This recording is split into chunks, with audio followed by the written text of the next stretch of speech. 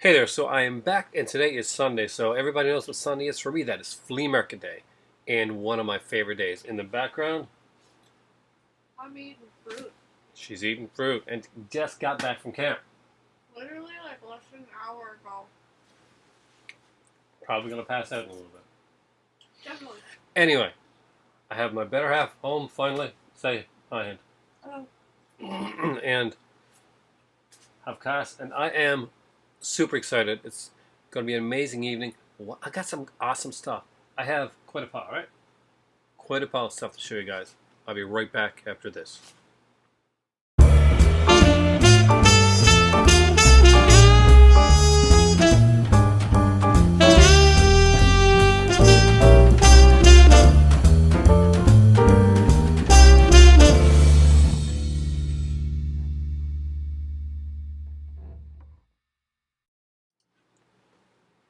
Hey there, so I'm not quite sure where to start, but I'm going to start with some of the smaller things first and work my way up. So the first movie I picked up was a DVD, and it's an Anchor Bay release as well. This DVD actually has features on it that's not on the Blu-ray, which is the reason I've never upgraded the Blu-rays, but now that I have the DVD, the Blu-ray floats around for fairly cheap. I might, down the road, pick up the Blu-ray and kind of make a combo pack out of it, especially since I got this one for only $1, and that is the the classic film about with Barbara Hershey, The Entity. So I always get the DVD. This one, guys. If you're gonna upgrade the Blu-ray, just make sure you get the DVD first. It has more stuff on it. There's a feature called the Entity Files, and I'm pretty sure that didn't transfer over to the Blu-ray. See how am I going to do this? Other two ones I picked up there. So I think Cash, you're going to get a kick at this.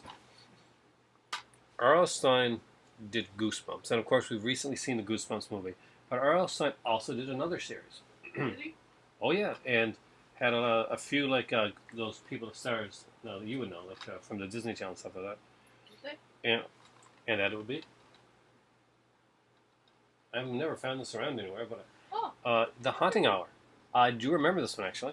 This is volume 3. It's got 5 episodes on it, and you know we got like some Robert Capron, apparently the guy from Diary of Wimpy Kid. Jadelle Ferland, whoever that is from Twilight Saga, because I've never seen those movies. Well, not really to watch them.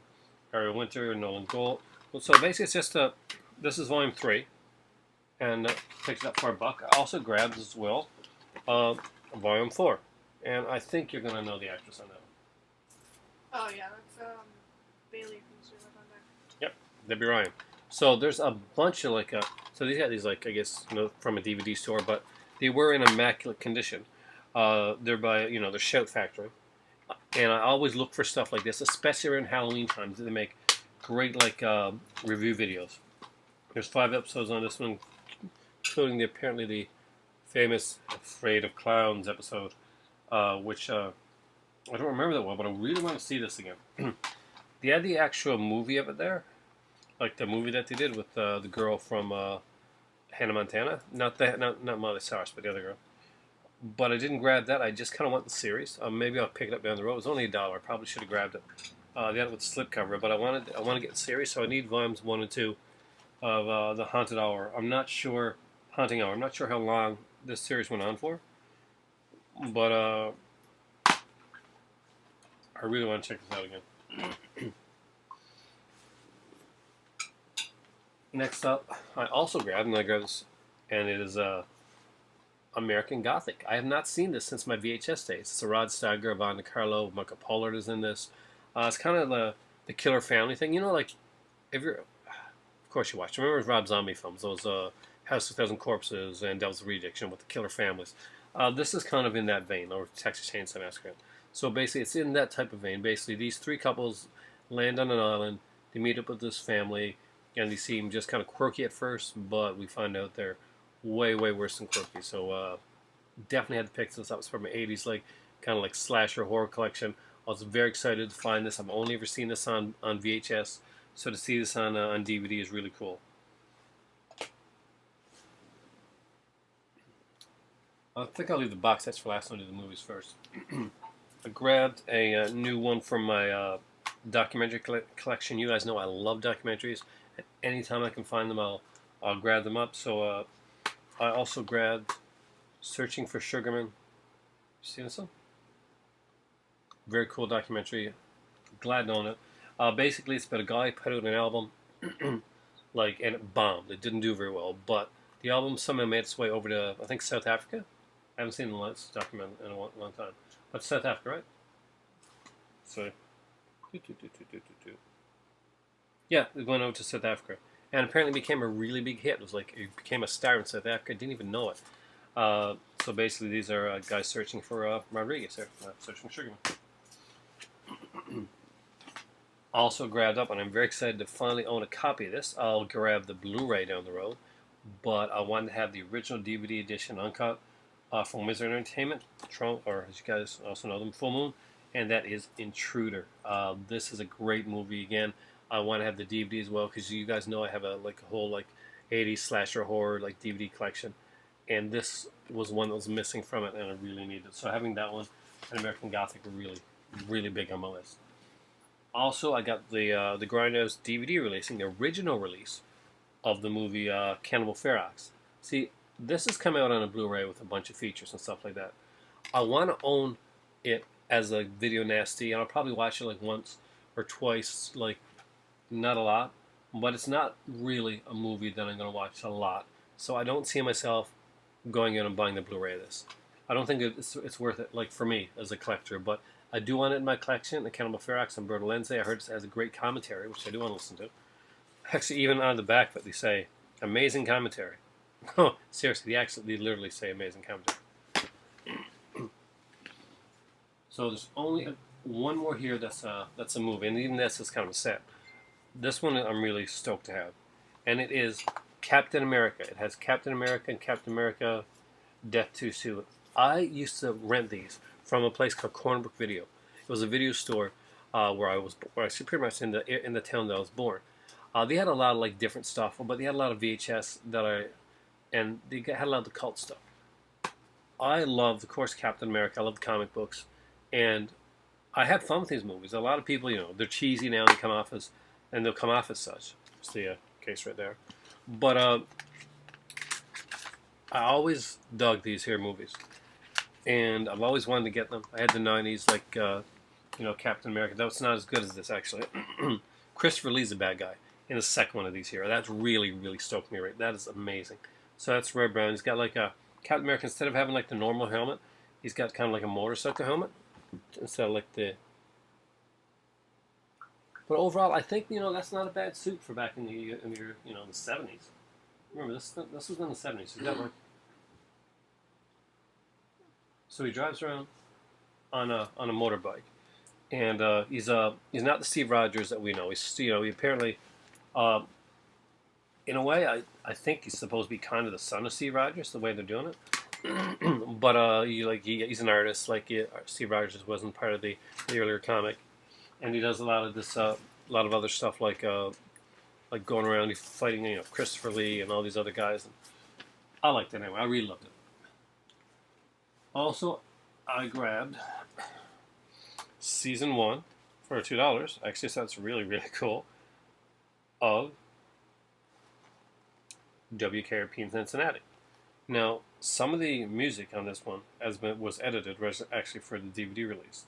Now, I know there is an unedited complete series of WKRP, so I kind of wanted to get the features, and see how it stands for me today, and then decide, okay, do I want to go out and buy the other WKRP, the complete one down the road, for $2? I could not pass on this. I love the case, the way that's done. There are some cool features on here. Audio commentaries by cast and crew, DVD featurettes, and all 22 season 1 episodes. I used to love that series. Also, for my animation collection, this was one I was actually wanting to see again not that long ago. I was at work, and I was wicking stuff because I was kind of bored in between doing some calls and doing some work. And there's a show I used to watch called Undergrads, and I wonder whatever happened to it. So it only ever lasted one season, 13 episodes. But this is the complete freshman season. Unfortunately, he's still trying to get another season done, but hasn't been able to do that yet. But I kind of hope he does, because I really did like this show. It's really fun. And there's just him, the blonde guy, who's kind of gets all the girls. He's and he talks all soft. I really like his character. Next up, we go with my my X Files collection because I got the complete X Files, the box set. I had to grab the spin-off series, The Lone Gunman. So I've still got a couple seasons of Millennium to get before I'm totally complete. But again, it's like 13 episodes plus. Apparently, the X Files episode Jump the Shark. Episodic commentary and select episodes, making a featurette. So it's been a long time since I've seen The Lone Gunman. I remember there were characters that I kind of dug in the series, but 13 episodes, a complete series, could not pass up on that. And Lone Gunman had to get out. Also grabbed, fast kick of this. It was a cartoon series. Black Dynamite Season 1. This isn't... I have never seen the cartoon for Black Dynamite Season 1. I've never seen the cartoon for Black Dynamite. So, there's a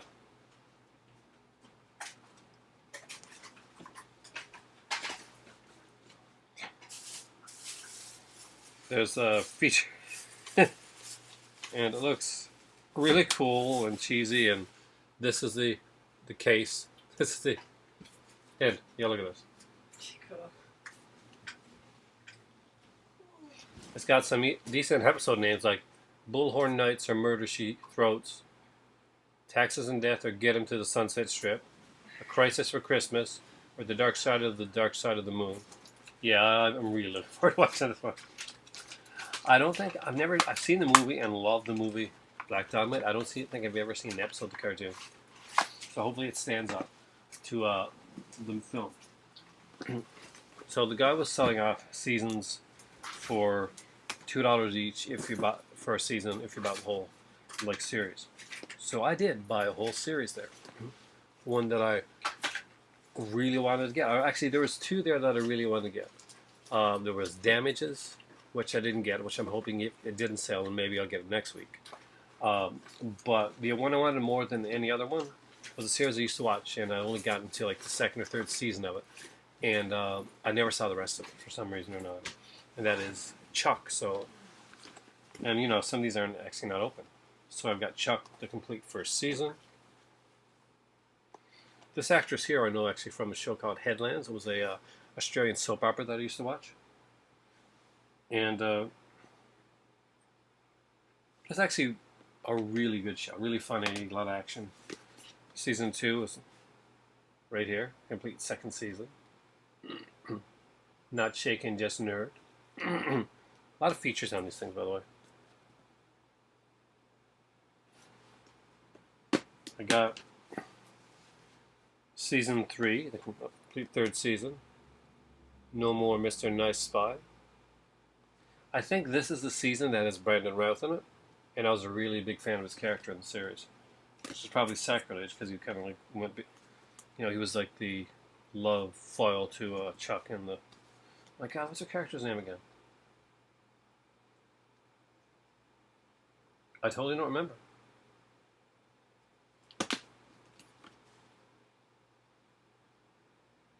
Probably should look that up.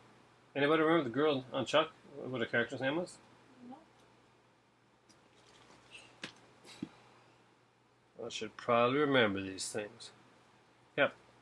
Dashing Rival. So, I'm totally not looking for a name. Actually, it's driving me crazy, so I'm going to check. Sarah. I love the look of these, like, that. That is a really, really cool. It's like a movie type poster. Is that cool? Is that cool? It's like kind of a movie poster. Yeah. See? Hint. So they put some actual artwork into this, which is nice rather than just some generic thing. Okay, so it's season 3. Some great artwork on the inside too. So I also have, of course, like you guys know, season 4 of Chuck. That's when things changed. I think that's when somebody else became the like the kind of like the character, the spy, whatever they call the character again. It's been so long since I watched this. She hadn't got his haircut like that. I don't know if the haircut. But again, it's got this kind of like drawn cover, which I really like for the art, which I really, really dig. Let's see if season 5 went the same. That's season 5, the 5th and final season of Chuck. That was like the short season, only like 13 episodes, I think. Not sure how long the first season Chuck went. I think it was only a short season as well. Now they got into a pretty standard looking one. It's kind of cool, but Chuck is he's grown up. He doesn't look so nerdy now. I prefer the nerdy looking Chuck from the first few seasons than the way he looks today. See? So third season is like the shortest one, got like 3 discs in it. But that $10 for the complete series of Chuck, I thought that was a really good deal. So, as you can tell, guys, I went in with my $20 limit, as always, for the flea market. And this, when you look around, and you deal shop, and you go to flea markets, this is what $20 can net you at a flea market.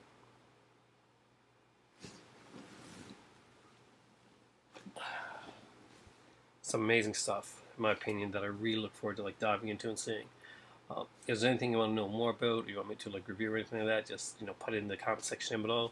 Please comment, like, and subscribe. And my tea's getting cold, so it's definitely time for tea.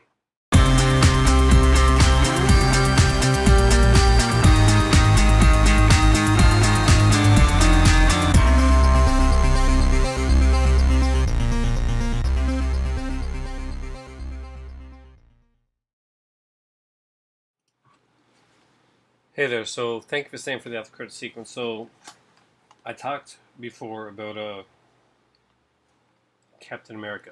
There's a few like these type of shows that came on back when I was younger. The whole like superhero thing didn't just start now. It's not like a new construct of Marvel in the last few years.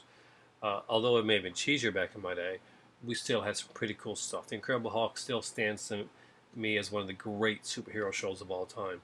One that I've got a few seasons of, and I definitely got to get the rest of. The actual Doctor Strange film that was done back in the 70s wasn't that bad for what it had to do. There wasn't a lot of whole mystical parts of it, and there was a lot more Doctor than I would want like for the whole Doctor Strange aspect of it. But the actor that did the role was pretty good, and the villain was actually pretty decent too. Shows like Spider-Man ran on the air, and some people really didn't like that much, but I thought Spider-Man was actually fun for the time period that was done in, and I just really enjoyed that. So if you ever have a chance to like just go back and look at some of those older shows, they're not quite as bad as you think. And none of the show, like the movies and stuff that come now, would have came if it wasn't for a lot of the stuff kind of breaking ground. And this is definitely not the Captain America that you're going to see in the new like Marvel universe, but it doesn't make it any less fun. Red Brown was not one of the greatest actors in the world, one of the greatest actors, period. But he did a really good job for what he had to do here. And Christopher Lee in the second movie was extremely cool. Even though Christopher Lee, the great British actor, is playing a villain by the name of Miguel. Yes, Christopher Lee is Miguel. Probably one of the things I'm most stoked about getting is this one here, Captain America, the action-packed double feature. Cannot wait to watch these again. It's been so long since I've seen these.